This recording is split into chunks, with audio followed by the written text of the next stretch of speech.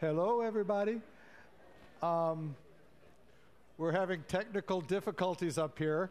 Apparently, someone came in and deleted all the files for our slides. I don't know if it was a sabotage job or what. But we have several options, so don't worry. I always bring overhead projector slides, so if worse comes to worse, we can go back to 20-year-ago technology. And also, Vivian's trying to get it emailed here, so we might get it up quickly. But there's several things we can start talking about before we even have slides that we don't need to have graphs for. Introduce the topic. Today we're going to talk about competition. This is a bedrock concept in our society. I think the idea of democracy, democratic elections, and open competitive markets are essentially the bedrock of a free society. We believe strongly in the advantages that are brought about through competitive markets. So the question is, what are those advantages? Why do we like competition so much? That's what our lecture is going to be about. You will realize when we go through this lecture that competition is actually a lot more subtle and more strict than the general concept of competition in society. And there are many ways in which competition can fail, and we need government intervention to try to fix things. So we're going to be talking about that in future lectures. But today we're going to talk about the ideal case of perfect competition and what benefits it brings about for the economy. Okay, also, I think it's interesting. This is one of, remember in medieval times, you had these alchemists who were always trying to change lead into gold? You remember that? Yeah, well, this is as close as we've ever gotten to it, I think. The theory of competition, the understanding of competition. What happens here is we take base elements, base concepts, consumers selfishly consuming whatever they want, firms selfishly generating as much profit as they can without regard to the consequences of it, and yet somehow all that selfishness goes together and creates a system that provides, in some sense, what's best for society as a whole. It's as close to a miracle as I've ever come across. It's truly amazing. And whenever we can harness this power, we want to be able to. Much of the analysis and the remainder of the class is going to be when we can utilize competition and when it's simply not possible to, and we want to do other things instead. But whenever you can harness the power of competition, it's truly an amazing force. Okay, so your first slide has conditions for competition. I wanted to talk about each of those for a bit. There are certain conditions that need to be met for competition to provide the benefits in the way that we're describing them. Okay? Some people call these assumptions. I don't like the idea that it's assumption because there's an idea because the assumption says, let's assume that. The real question is, does a particular market have these conditions or not? You don't assume that it does. It either does or it doesn't. Your assumption is somewhat irrelevant to the reality of the situation. So you look for these conditions, and if these conditions are met, then the benefits of competition are can be brought about. Also, if they're not met in their entirety, you can tell from our analysis that some of the benefits will still be able to be obtained. We want to look at to what extent we can relax some of these conditions, have less. Oh, there we are. Thank you.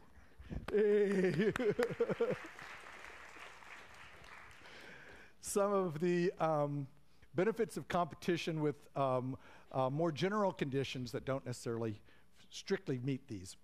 Okay, so the first one is you need many small firms. Often this is stated as lots of firms, but the idea of numerous firms is not really the issue. Each of them needs to be small. So if you've got one large firm and lots of small firms, that's still lots of firms, but one firm that's large could dominate the market. The point here is no firm should think that it is able to control market price. So each firm has to be sufficiently small relative to the market such that no firm thinks or is actually able to control what goes on in the market. The second condition is homogeneous products. This means the products are the same no matter which firm produces them.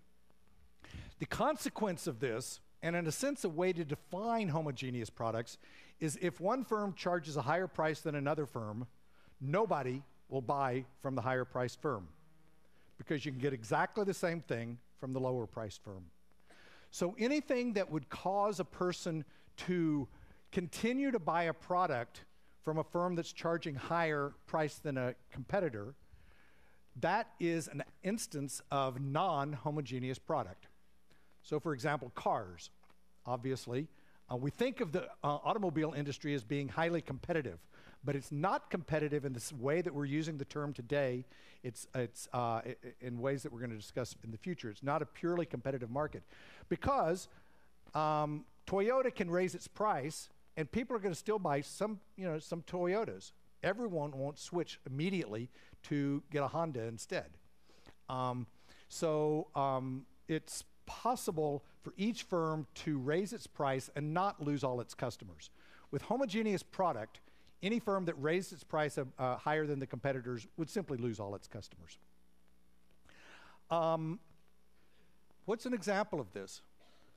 As you go down these conditions, it seems less and less general in that it's actually rare to see a purely competitive market in the real world. One example is agricultural products, wheat. My uncle was a wheat farmer. My father grew up on a wheat farm and his brother took it over. And wheat is wheat. You know, if one farmer tries to charge more for his wheat, no one's going to buy it from him. You know, if you can buy it down the road for less. And so it's lots of small firms creating wheat, homogeneous product. Third one is free entry and exit. Entry means that firms can enter the industry. Exit refers to when they then choose to leave the industry and go into some other line of business, perhaps. Free entry and exit does not mean it doesn't cost anything to enter or leave the industry.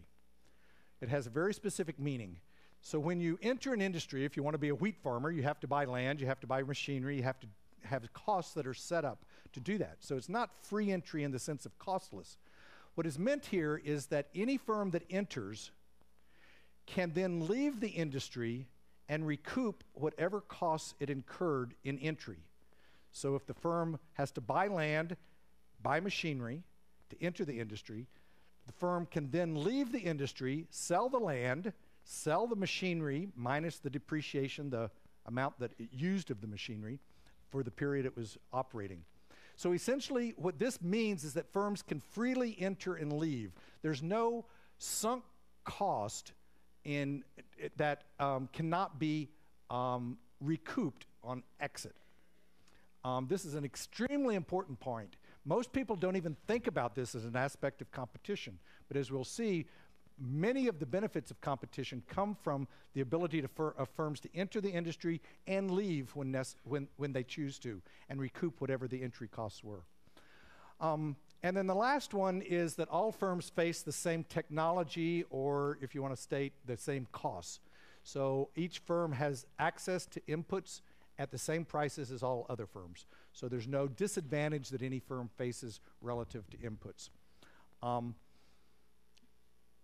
Free entry and exit and same costs means that any firm that enters an industry is essentially on the same footing as a firm that had already been there. So the firms that enter an industry early have no advantage relative to those that enter late. They can, the ones that enter late incur the same cost as those who enter early. And since the product's homogeneous, customers would just as soon buy from them as anyone else. So you have no advantage from the sequencing of firms entering or leaving the industry. So these are the conditions. Now, how does this play out for market forces? There's two essential interrelated questions. One is, how does each individual firm behave in this industry? And then how does the market price in the industry get established? So I want to look at the first of those two first, and then turn to the second. So I want to first look at the firm's choice of output. Since the firm is small, the firm is going to take the price of the output, the price of the product is given. We'll know that there's nothing I can do to affect it. That means that all the firm is actually choosing is how much to produce.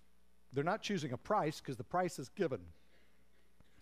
So suppose we have the market price at some level. Let's say it's P1 or whatever. We're going to talk later about how this price is set. But to differentiate the pedagogical steps of the argument, I want to say, suppose the price is given. What does the firm then do in response to that price? The most important thing to recognize about the firm's decision process is that from the individual firm's perspective, the demand curve for its product, that is, the number of quantity of goods that it could sell at any given price, is a flat line. It's a flat demand curve that's just at the given market price. Now this should be a little confusing. What does it mean that at P1, all of these quantities are the quantity demanded? The easier way to think about it, or the more profound way to think about it, is at any price above P1, no one's going to buy from this firm, and so the demand for this firm's product is actually zero. So you could kind of mark in that as being the demand curve for a price above zero. For a price, above P1. For a price below P1, everyone in the entire world will buy from this firm because it's now the cheapest firm out there, and no one will buy from the other ones. That means that for any price below here, the quantity that is demanded of this firm's product is so enormous, it's just way off the chart and is irrelevant to this firm because it can't, an individual firm being small in the market can't provide all of the market demand. This line is simply the straight line that connects the zero and the extremely large. Another way to look at this is you have a demand curve that is downward sloping, indicating, and the steepness of it indicates how responsive people are. If it's very steep, people don't respond much to price. As it gets less steep, respond more to price.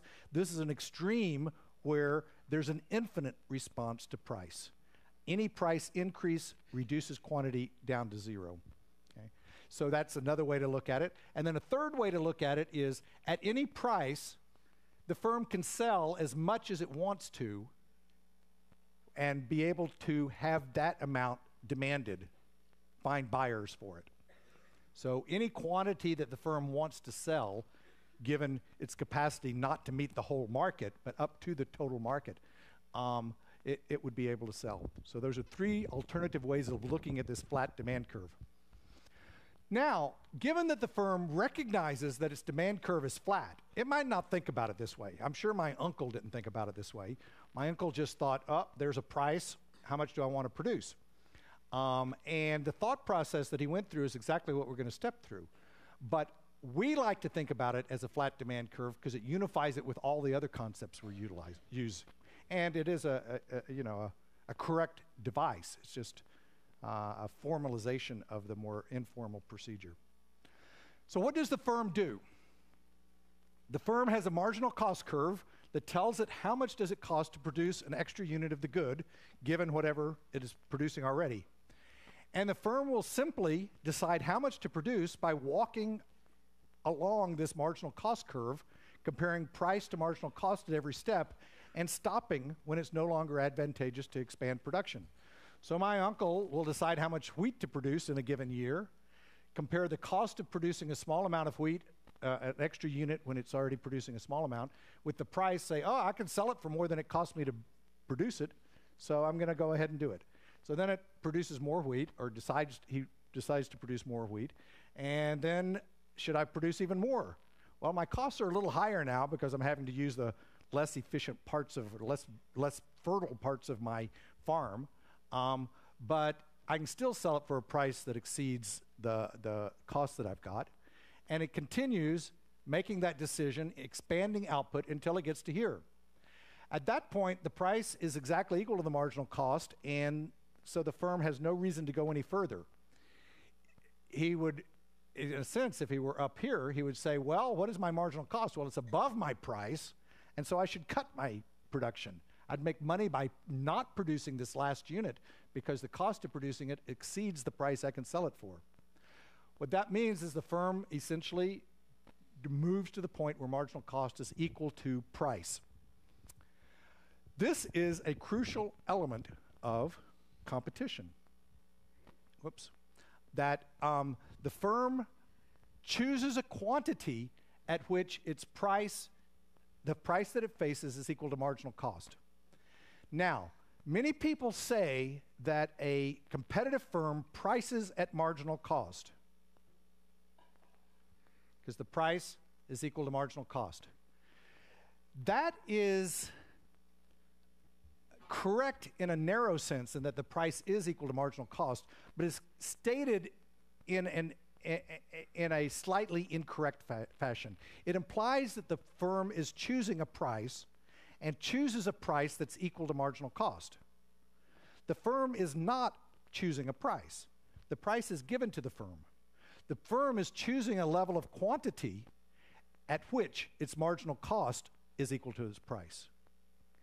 So the better way to put it is the firm is choosing a marginal cost level, implicitly choosing a level of quantity that equals price, rather than pricing at marginal cost.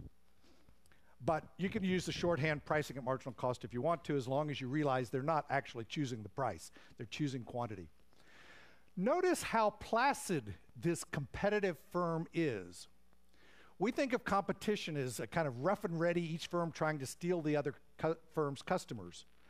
There is none of that going on here. Each firm's just taking prices given and deciding how much to produce. You might have Toyota trying to steal Honda's customers and Honda trying to steal Toyota's customers. That's because each of them has the ability to raise their price a little bit or lower their price a little bit and transfer customers from one to the other. Here, there's no ability to raise your price, because as soon as you raise your price, the firm loses all their customers. And there's no incentive to lower the price, because you can sell as much as you want to at the given price. Why sell at a lower price if you can sell as much as you want to at the given price? So my uncle gets together with his fellow farmers, and they maybe complain about the price, but they don't try to steal each other's customers. They simply take their wheat to the local, what's it called? The silo, where you deposit your wheat and sell it, and sells it. So each of them is just deciding every year how much they want to produce, and they don't compete with each other in the common sense of compete. So this market is actually much more peaceful than what people think of as a competitive market.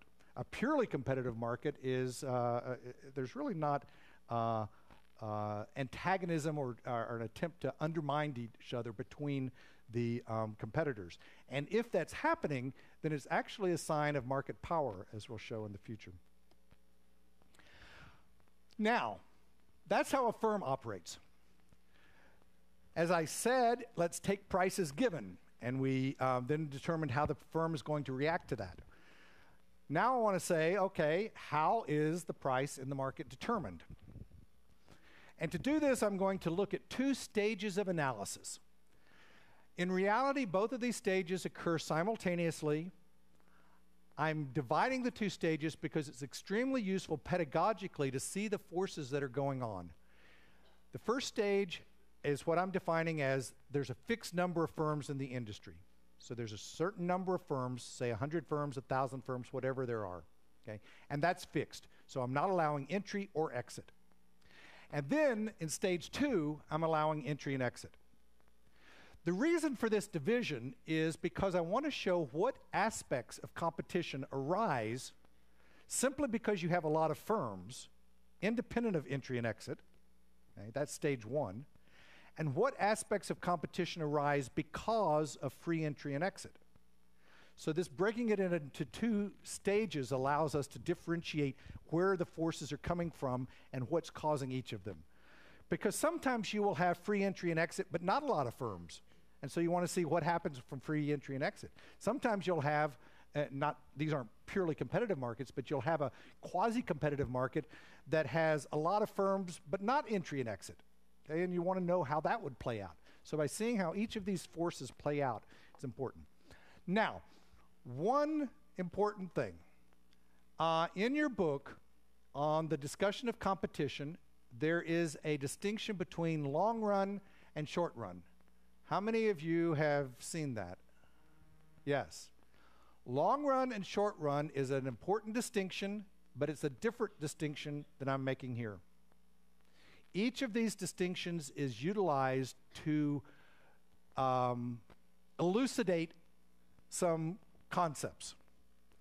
I'm trying to elucidate what is the impact of having lots of firms versus having firms enter and leave. That's what my stage 1 and stage 2 are. Short run and long run are, who wants to tell me what the long run is? When we're all dead. Long run is when a firm is able to change all of its inputs, including its factory size, capital size, amount of land that it owns. Short run is when some inputs are fixed, such as a farm has a certain number of acres of land and can't expand, or has a certain amount of factory and can't change the size of the factory. So the short run is when at least one input is fixed for the firm, and the long run is when all inputs vary. And it's very, the book will point out to you how there's important distinctions that occur in those two kinds of situations, and they relate to each other in a particular way. That is important. This, I think, is even more important. And I want to make sure that you don't confuse it with what's going on in the book. Now, the first thing in either of these two analyses, when we're looking at markets, is to relate the firm to the market. I have found that it's useful, the way I like showing it, is to always, in a competitive market, have two graphs. One that's the market, which is the total quantity produced in the market. This is Q, capital Q. And then an individual firm. Since all the firms are the same, they have the same costs, then they're all small relative to the market. We could just have one firm listed here as a representative example of all firms. And this is the quantity that it produces. The important thing is to put them next to each other horizontally, because then the price in the market can be read equivalently to the price that the individual firm faces. So the two quantities are different. This is the quantity of the firm. This is the quantity for all in all the market. But the prices are necessarily going to be the same. We want to now determine what is the market supply curve. In either stage 1 or stage 2, this is a relevant consideration. We know that the firm itself chooses a quantity to produce at which a marginal cost is equal to price. So at any given price, the firm is going to increase its output until marginal cost is equal to that price. What that tells us is that the marginal cost curve for the firm is that firm's supply curve. We in fact talked about that in previous lectures. The market supply curve then is the sum of that over the firms that are in the industry. So suppose we have capital in firms in the industry, say 1,000, whatever. Then the market supply curve, for any given price, each individual firm will produce this amount, and that implies that the total amount produced in the market will be that amount times however many firms there are, which is just a point here. So price P1 has this output for individual firm, 1,000 times that for the market. What I've done here is take the marginal cost curve for this firm and sum it up horizontally over all the firms in the market. What it tells us is that the supply curve in the market is the sum, this sigma here, is a summation of the marginal cost for the individual firms over all the firms in the market. Now, it's an important element to recognize what kind of sum this is. It's a horizontal sum. For any given price, you take the quantity that this firm produces, plus the quantity that the next firm produces, plus the quantity that the third firm produces, add those up in the quantity dimension, and that gives you this amount right here. So it's summing up this way. Every time on the midterm, there's somebody in the class who tries to create the marginal cost supply curve for the market by summing vertically, taking this distance and that distance and that distance and adding them up and going this direction. That has no meaning. So the fact that it's a sum, there's two ways you can take the sum. You're wanting to sum quantities here. Yeah. Oh, okay. Now, stage one. We have no entry or exit, and we have a fixed number of firms in the industry. We want to see what's going to happen in the industry to determine market price. The logic of how I put these graphs on, the curves onto the graphs is more important than the ultimate outcome. So work through the thought process of why these are occurring in a particular order. Again, we start with the market curve and the firm's curve. We start with what is given outside of the market. It's given by technology or given by the demand of consumers. The first thing is the demand for the product as a whole. How many people want to buy wheat at any given price? That is not something that the firms within the market control, either individually or as a group. That's something that's given by the tastes of consumers and what other options they have available to them for buying things. So the first element to write on here is the exogenously given demand in the market that's determined by consumers' preferences, income, and other factors. The second thing that is exogenously given that firms don't control is their individual marginal cost curve. Marginal cost curves are determined by the technology that's available to the firm, how do you produce wheat, what's involved in it, and the cost of the inputs, which all firms face the same inputs in this stylized situation, highly competitive situation, and they can't affect those prices. So these two elements are given outside of the control of the market. They're not determined by the market, they're given outside of the market. From that point on, we then derive what happens in the market to end up with equilibrium price and the behavior of each firm.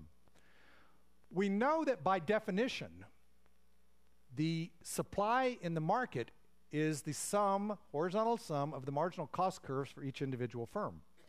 So that gives us the market supply curve. That then gives us, we know just from our concepts of demand and supply, that the equilibrium price is going to be the interaction of the demand with the supply curve, where the supply curve's the sum of marginal costs. That gives us a price that's in the is in the market and a quantity. Again, you can work through the dynamics of moving there. If price were higher, then farmers would be providing more wheat than can be sold, and the price of wheat's going to drop. If the price were lower, then the demand for wheat's going to be greater than the amount supplied, and the price is going to rise. And so you eventually end up at that point. Yeah.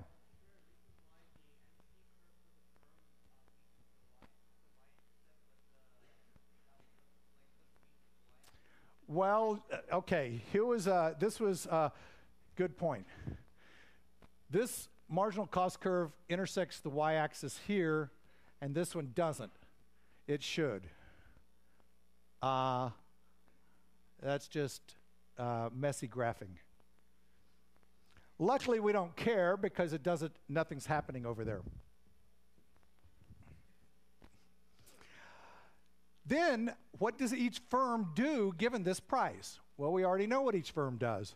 Each firm recognizes that its own demand curve, each firm doesn't face the market demand curve, it faces the demand curve for its own product, which is a flat demand curve at the market price that's been established.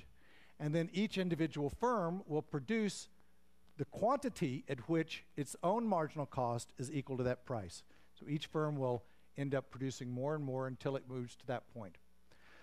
So this is equilibrium in stage one before there's entry and exit.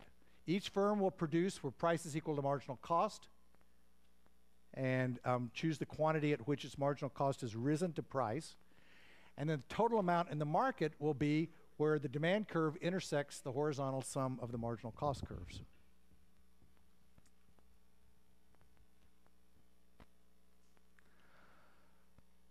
Notice, we get our first astonishing result. In this, even without free entry and exit, with just lots of firms and homogeneous products, because we're in stage one where we've got a fixed number of firms, we just have lots of them, and each firm produces the same product, so each firm knows it has a flat demand curve. If it tried to raise its price, no one would buy from it.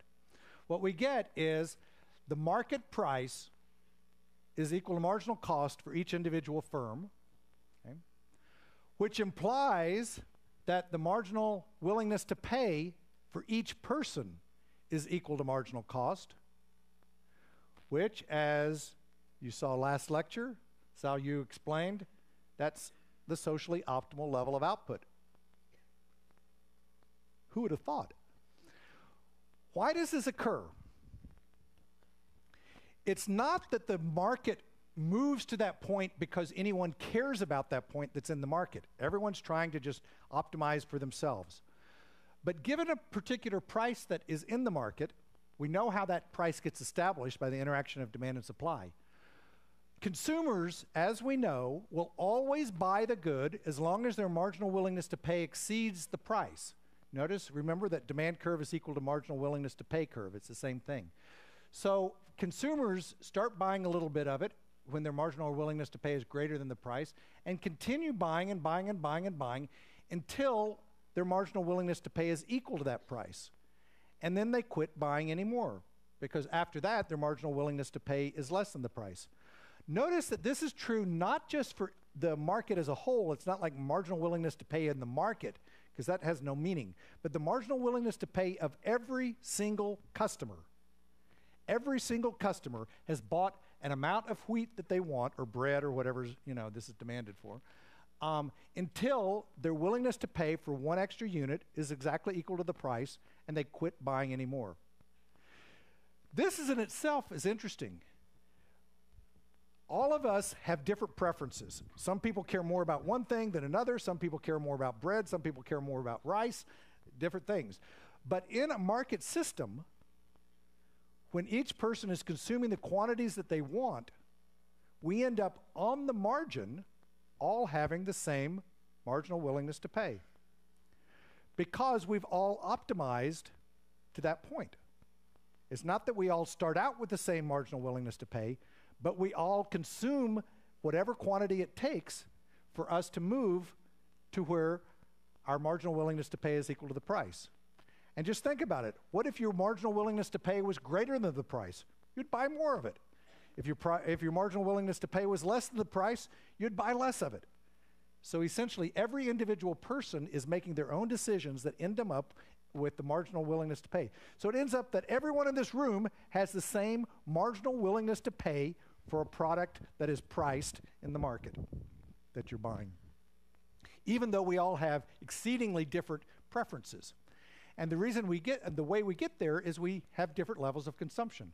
A person who likes bread a lot more than rice will buy a lot of bread until their marginal willingness to pay drops sufficiently to the price. A person who doesn't like bread compared to rice will buy lots of rice, not buy much bread, but then continue buying bread only a small quantity, because then their marginal willingness to pay has dropped to the price. Okay? So this is an astonishing result, and something that is seems paradoxical, that even though we all have different preferences for goods, in a market system where we're all facing the same prices, on the margin, our willingness to pay is all the same. So that's happening on the demand side. On the supply side, exactly the same thing is happening in reverse. Each firm is not trying to do anything that's socially beneficial. They're simply increasing their production until their marginal cost is equal to price, and hence they can't make any extra profit. They continue increasing production when they can make profit from doing so, and quit when they can't do it any further. What that means is that every firm ends up at the same marginal cost, equal to price. So the marginal cost of every single firm is equal to the marginal willingness to pay of every single consumer, and there is no way you can be better off than that from a social perspective. The way to think about that again is in reverse. Suppose we were at a point where marginal willingness to pay of some consumer is greater than the marginal cost of some firm. If that were the case, then there's some consumer out there that's willing to pay more than a firm needs to be compensated to produce the good. And from a social perspective, we should produce more of the good. That consumer should buy a unit of good from that producer, and both would be better off. So we should expand production. If instead the marginal willingness to pay for some consumer is less than the marginal cost for all firms, then everyone would be better off by producing less of that good, and the consumer spending money on something else instead, returning that money to the person, and they're spending it on something else. The only point at which you cannot make people better off is when marginal willingness to pay for each person is equal to the marginal cost of each firm. And that's the genius of competition, that by individual people taking the prices given and optimizing towards that, and each firm taking the prices given and optimizing towards that, we end up at a social optimum.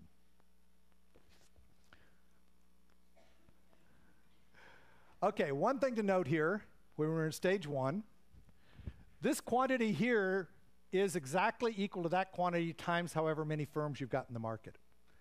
Important to recognize because we're going to deal with that a bit later. Now, in stage one, we haven't talked any about profits, and this is where stage two starts to become relevant. In stage one, when there's a fixed number of firms, the equilibrium price that has been established could end up with positive profits or negative profits for the firms. I've drawn a case here where you have interaction of demand and supply, and that reads over to give a price for the individual firm. The firm chooses a quantity at which marginal cost is equal to that price right there. And as you can see, the price is greater than the average cost curve of the firm. So the firm is making this amount of profit per unit, the difference between the price per unit and the average cost per unit, times the quantity that it sells. This box right here is a graphical representation of the profit that the firm is making. Notice, as was pointed out last lecture, the marginal cost curve always goes through the minimum of the average cost curve. So since we're on the part of the average cost curve that's over here, above the minimum, that means that the price is greater than average cost, and average cost is higher than its minimum. Okay. So this is an example that I've just drawn in which the marginal cost, firms are making a profit. You could also draw an example. All I'm doing here is, notice that none of the analysis we've done depends on average cost. None of the stuff I've done so far looks at average cost. It uses the marginal cost curve only. So let's just shift up the average cost curve. There's nothing in our analysis that would change. The equilibrium price is going to be the same because this is the sum of the marginal cost curves. All I have is a higher average cost, which results maybe from higher fixed costs. Notice that the new average cost curve, the marginal cost still goes through the minimum of the average cost curve. So I've shifted it up and shifted it along the marginal cost curve. But now this same price gives a price that is lower than the average cost of the firm at the quantity that the firm's choosing, and so each firm loses money. The firm loses the difference between the price and its average cost at the quantity that it's choosing. That's the loss per unit times the number of units it's selling gives you the total loss. So in stage one, we get social optimality, but firms can make positive profits or make negative profits. And those can be desirable or undesirable from a social perspective, depending on how you want to look at it. But that's what generates the movement in stage two. So now, let's go to stage two, where firms can now enter and leave the market. We don't have just a fixed number of firms. we want to see what happens when firms enter and leave the market. Well, if you saw a market that was making lots of profits and you could enter that industry, you might incur some costs in doing so, but you could borrow the money because you could always, if you have to leave, sell your fixed costs and recoup it, free entry and exit. What would you do? You'd enter the market. Or if you're too timid, then there would be other entrepreneurs who would be willing to. So if we start out with a situation as I described in the first graph, where the interaction of demand and supply for the fixed number of firms gives us a price that is greater than the average cost at the quantity that's being produced, so the firms are making a profit, that's going to mean that new firms are going to enter the industry. There are going to be entrepreneurs out there wanting to make profit. They see, there's a profit opportunity. I can enter. I can produce things just as cheaply as the firms that are in the industry. I can sell them for exactly the same price as those firms in the industry, and so I'm going to enter. What happens when more firms enter the industry? What happens is, recall that the supply curve in the industry is the sum of the marginal cost curves over all the firms that are in the industry. If we've now got more firms in the industry, we're summing over more marginal cost curves. So the supply curve gets shifted out. This is maybe the sum over 1,000 firms. Now we've got a sum over 1,500 firms because 500 more have entered. So what has happened is it's simply moved out. For any marginal cost curve, we're now summing it up over more firms. Then what happens? So all these entrepreneurs who are out there see, there's profits being made. I want to get some of those too. They enter the industry. The first thing that happens, of course, is that at the given price, now there's too much supply. All these new firms have entered, anticipating making profits, and they supply more than can be sold at that price. That puts downward pressure on the price, and the price drops to its new equilibrium. But as I've drawn it, all the firms are still making a profit. They're still pricing at greater than marginal cost, greater than average cost. The quantity that they're choosing to produce, the price is greater than the average cost. So they're still making a profit. If there's still profits to be made, firms will still enter. And so you get the shift outward in the supply curve even further until, I've done it in 3 successive jumps, until at this point, the equilibrium price now no longer allows a profit. The firms end up with 0 profit that are in the industry. The price is equal to marginal cost. Okay? So the firm is choosing the level of output at which marginal cost is equal to price, but the price is so low that it's actually also equal to the average cost curve, average cost. Essentially what's happened is we've moved backwards on this marginal cost curve, down, down, down, making less and less profit each time because it's the difference between marginal cost and average cost that gives us profit. The firm moves backwards on its marginal cost curve until it gets to this point where it's now making 0 profit. Okay? Notice a seeming paradox here also. The amount produced in the market is rising, and the amount produced by each firm is dropping. That's because the number of new firms in the industry is rising faster than the diminution in output of each individual firm. That's not contradictory. Each firm is now facing a lower price, and so it rationally chooses to produce less. And it ends up here. You could have started this process in the opposite direction. Do I have a graph for that? No. You could have started this process in the opposite direction, where you start out with a supply curve out here with lots of firms. Each firm then loses money. What happens when firms lose money? They go out of business. That causes the supply curve to shift inward because there's now fewer firms there. And essentially you shift back to this point right here. In those situations, each firm would be on its marginal cost curve at any given price below its average cost. It'd be losing money. As firms leave the industry, notice that This firm's not doing anything. An individual firm's not doing anything to get rid of his competitors. This firm is just sitting there watching the price. The firm is losing money at the existing price.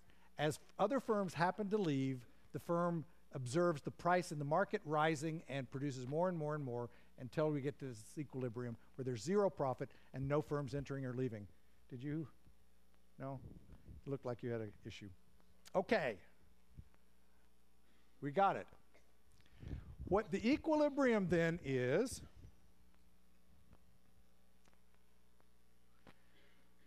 the equilibrium in a purely competitive market, after we've allowed free entry and exit, can be described in this fashion.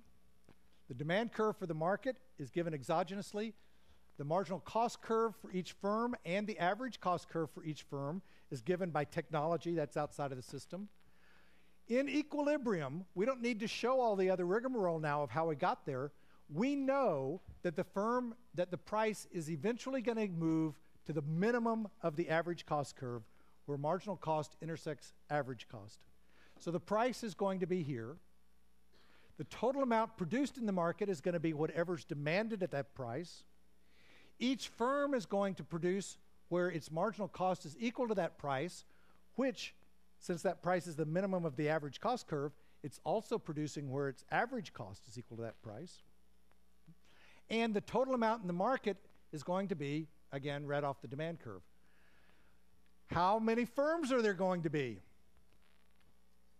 The number of firms is actually determined within the system by the relationship of this curve to this curve.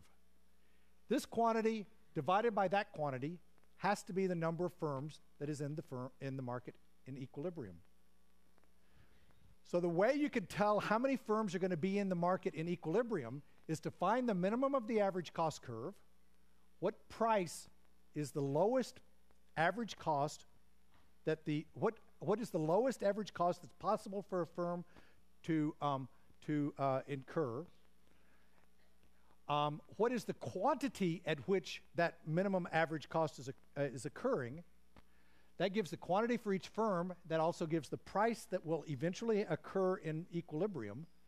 And then read off how much is demanded at that price. That gives you the quantity in the market. Dividing that quantity by that quantity tells you what the number of firms in the market is. Who would have thought competition is so complicated? All these rigmaroles and everything. You know, we think of it as just this wonderful thing, but it's actually, hang on just a second, we've got 2 more minutes. Wonderful, very complicated, very subtle, and very elegant. It's just the more you look at it, it's even more beautiful. What this then gives us is the following results. We have marginal willingness to pay of each consumer is equal to price. That's because each person is taking the prices given and consuming as much as they want to, which ends up on the margin, their willingness to pay is equal to the price. Each firm, as before, in stage 1, it continues in stage 2, each firm is increasing its output until its marginal cost is also equal to that price. So we have marginal willingness to pay is equal to marginal cost. That's social optimality. We also have production at the minimum of the average cost on the average cost. So each firm is covering its costs, no more and no less, and price is equal to the minimum of the average cost. It's not just that it's the average cost at that quantity.